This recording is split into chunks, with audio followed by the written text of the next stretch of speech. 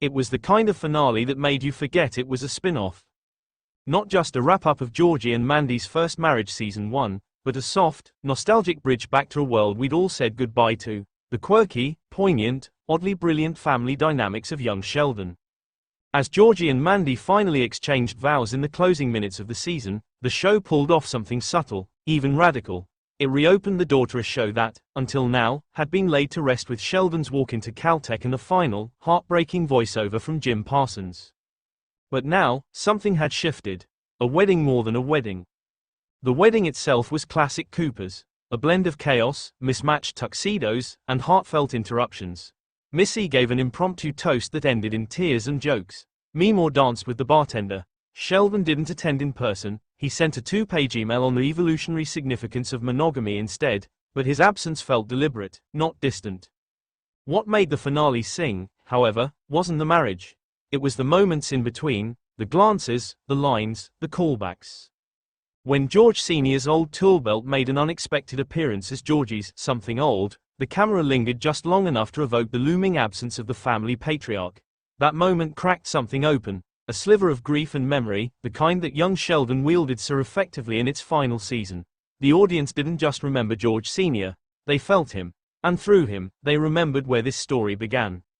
The impossible return. It had long been thought that young Sheldon had reached its natural conclusion. The prequel had told its tale.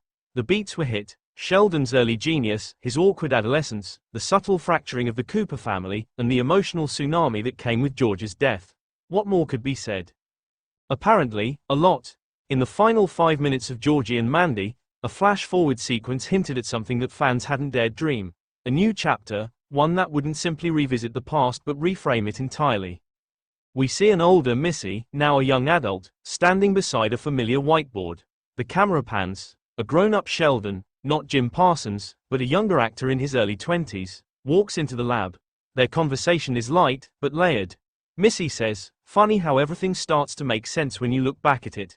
Sheldon replies, "Or when you recalculate the equation." The screen fades to black. Q Collective screaming across the fandom. A seamlessly woven thread. So how does this make a return possible? The genius of young Sheldon lay not only in portraying Sheldon's mind, but in letting us fall in love with the world around him.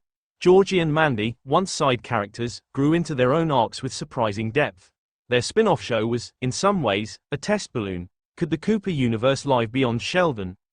Season 1 answered that with a resounding yes. But what made the finale so impactful was how it subtly connected back to the original series without feeling like fan service. We saw Sheldon's old notebooks, preserved in a dusty box in Mandy's garage. We heard Georgie recount one of Sheldon's childhood antics, not with exasperation, but fondness. These weren't just Easter eggs. They were proof that the characters had changed, aged, evolved, just like we had. And suddenly, a continuation didn't feel like rewriting the past. It felt like finally exploring the spaces we hadn't dared to before. Beyond prequel, the sequel we never expected for years, fans debated the potential of a Sheldon sequel. Could the character work without Jim Parsons' narration? Could the magic of young Sheldon exist beyond the awkward teen years? The finale of Georgie and Mandy's first marriage offered a bold answer. Yes, but only if we shift the center of gravity. This wouldn't be young Sheldon 2.0. It would be a reimagined show, a blend of science, relationships, and emotional reckonings. Perhaps adult Sheldon, or maybe the Coopers, recalculated. Imagine Sheldon at Caltech, not as the arrogant genius we know from The Big Bang Theory, but as a 20-something still haunted by the ghosts of his Texas childhood. Missy could be his anchor. Mandy and Georgie could be his unintentional guides to emotional intelligence. Meemore, perhaps older and wiser, could offer a perspective that only time grants. And maybe, just maybe, we see flashbacks from Sheldon's point of view, scenes from young Sheldon, replayed now with context he was too young to grasp at the time. A new kind of nostalgia. TV reboots often falter because they try to recapture lightning in a bottle. But this wouldn't be a reboot. It would be a continuation, spiritual, tonal, emotional. The finale of Georgie and Mandy doesn't just hint at this, it almost demands it. The show's final shot, a young Sheldon staring out across the Caltech campus, holding a photograph of his family on Georgie's wedding day, says it all. He's older now. He's achieved everything he set out to. But what does it mean without the people who shaped him? That question is the spark. The impossible return becomes not only possible but essential. A universe expanding with the success of young Sheldon and now Georgie and Mandy, CBS has stumbled upon something rare, a multi-generational sitcom universe that actually works. Not through high-concept sci-fi or crossovers, but through heart. Through characters growing up and growing apart, and then, sometimes, finding their way back to each other.